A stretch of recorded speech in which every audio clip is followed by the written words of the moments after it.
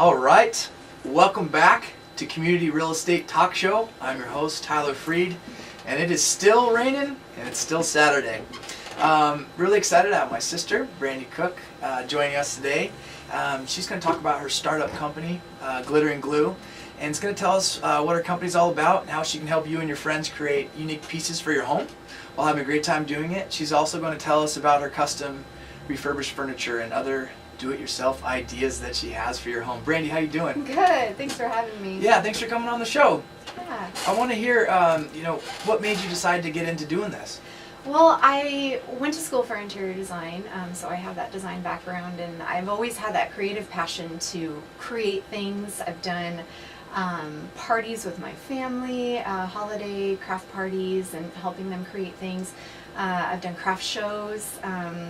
I've made bridal fascinators at my old job. I always have to do something where I'm creating something. It makes me feel better at night. Kids go to sleep. I get out all my craft gear. It kind of calms me, so it's something that I really enjoy and have a passion for. I want to talk to you about Pinterest because I think this has just exploded over the last couple of years. Even if it's 2 years old, I'm not sure if it has, but it sounds like you can pretty much do anything you see on there. Yeah, I got a Pinterest account when not a lot of people knew about it, and I just got hooked immediately. And I find things on there, and I attempt to do them, and I have a fun time doing them. They turn out pretty well, I have to say. And yeah, I have a lot of people that see stuff in my house that I make. My house is definitely not something that you walk in and it's everything bought from a store. There's a lot of my own little touches in it. So, I've gotten a lot of questions on that. Oh, I love that. Did you make that? How'd you do that? So that was the whole idea with coming up with Glitter and Glue and using my creativeness to help others. So. And I heard you just launched a new website? I did, yeah. Just launched it about a month ago. A good friend of mine, Aaron McBroom, did it for me, which I was so thankful for and happy about. He designed a logo. He's great, yeah. He designed a logo for me, got the website up and running, and I've been able to put pictures on there, tell a little bit about what I do, and stuff about the party, stuff about decor, furniture. I have a blog that I haven't really dabbled into, but I'm going to start doing that. I have a bunch of pictures of things that I've created in the past couple of weeks that I'm going to start putting blog posts up about, so people can follow and do it themselves, and hopefully I can help them through the way. So cool. What's the URL to the website? Oh, it is www.letsglitterandglue.com. Okay, perfect. We'll have a link on there for everybody and everything. Thanks. So you're posting all the projects on that website, and then where else are you having? Yeah, well, basically I've put everything on the website, but I keep current projects. I upload them onto my Pinterest account, Glitter and Glue. Also, I have a Facebook account at Glitter and Glue as well, and I post almost daily postings of refurbished furniture that I've been working on. I've been doing before and after pictures, which I think people enjoy seeing, of adding my own little touches to that. Holiday crafts that I've put up, or the things that I've just done, and I am like, oh, I want to share this with everybody. So it turns out pretty well. I have some followers, and it's fun. It's fun to see all the likes and all the comments that people are posting on there. Is there some people that you're getting your inspiration from on there? Yeah. A lot of furniture companies in the Northwest.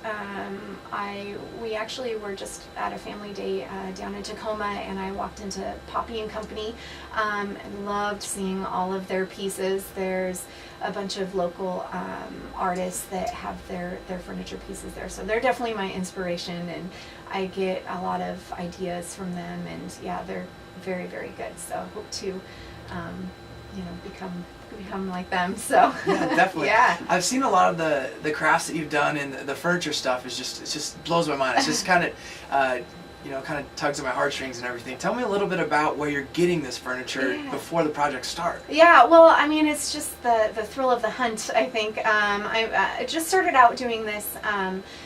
I accumulated some pieces for free, and I went on Pinterest and I looked at some different techniques on how to make chalk paint and how to distress, and so that was kind of where that whole thing started with the furniture. Is I tried some pieces and they turned out quite well, I thought, and others thought. So then I dabbled into trying to find pieces. So Craigslist, OfferUp. I've had some luck at Goodwill.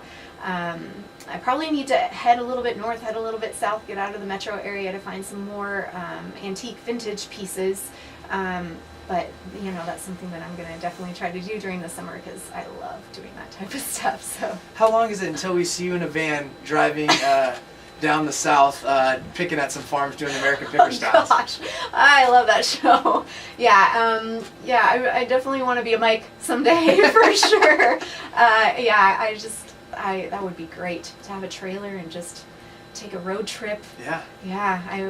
I'll do that someday. Cool. I will, for sure. That sounds like a good time. Yeah. So, what's kind of the future for all these projects? What's the game plan for you? Yeah. So, well, I'd love to, get some turnaround and sell some more pieces. I've sold a couple. I have some on Facebook and I've gotten a lot of interest. So, I'd love to get my stuff into a shop someday. I think that would be really fun to have my pieces featured somewhere. And obviously get the glitter and glue up and running. And my focus right now is probably more the furniture right now because I just really enjoy doing it right now. But during the holidays, man, I just hunker down and start crafting. So I'm really going to be focusing a lot the start of the fall with the holidays on doing the craft parties and stuff because I think people would really enjoy doing it. So getting their friends together, having a wine night or kids night or, just having fun with your girlfriends. I bring all the supplies, which is great. Teach you how to do it. Can help as little or as less, that you want. So it's just there for a couple hours, have a good time, and bring something that you've handmade for yourself for your home. So if our listeners are driving past an estate sale right now and they want to stop in and pick up some furniture, how does that process work? If they find something they want you to redo, how do you do that? Oh yeah, I actually have a piece that I'm doing for somebody coming in April. They have a dresser that they found at a thrift shop, I believe, and they've sent me a couple of pictures off of Pinterest on the colors that they want and the look of it. So I'm gonna definitely refinish that. I go pick it up and I bring it back. I'll have it done within 3 days. I can give somebody a quote and help them through the process and do a good job for them so it can be a feature in their home. Yeah. Sweet. How about what kind of colors and styles? I mean, it's probably all across the board, but what's hot right now? I would say probably more of the cool cottagey colors, those blues, slate blues, graphite gray. I've done a couple of pieces like that. Mustard yellow is always a favorite of mine. It's definitely bold, but it's a fun color to have in your house if you need, if you want a featured item a buffet cabinet that you really love, have something like that in the home is really fun. So get on those cool colors. We have a lot of real estate professionals that are on the show. If they want to use some of your furniture or bring you some furniture for staging homes and everything, that'd be something you'd definitely be willing to do, right? Oh yeah, I actually used to work for a staging company. Did it for a few years. I absolutely loved it. Would love to help out in any way. Perfect. Yeah. And then let's go back to these craft parties. So you said like girls' night's pretty common, kind of the wine and cheese thing. Is that kind of, how are they getting a hold of you for that? Well, they can contact me on Facebook at Glitter and Glue, or they can contact me on my website, glitterandglue.com. And then also by email, info@letsglitterandglue.com. Perfect. Yeah. Let's see. So we've talked about the website and kind of the plans of the future. What's the biggest challenge to starting up this company like this? Probably just getting myself out there. Once you start something, you kind of notice that a lot of people do it as well. So I think probably just standing out, putting my own individual touch on something that definitely appeals to people and say, oh my gosh, I love that piece and I love that little detail that she did on there. So putting my own unique touches on the furniture side of things, and then also keep posting fun ideas for crafts, and hopefully people would love to just have a night out and do some fun stuff for their home. So. And the pricing and the furniture and everything kind of just depends on how much time it's going to take? Yeah, exactly. It depends on how much I initially pay for the piece, and then materials and time that I put into it. Some of them take longer than others. I have a piece of furniture that I just redid, and the top, I had to strip the veneer of it, and now the top is bowed, so I probably have to refurbish that one. So some things take longer than others, so that I kind of put my time into, you know, the pricing of each item. So.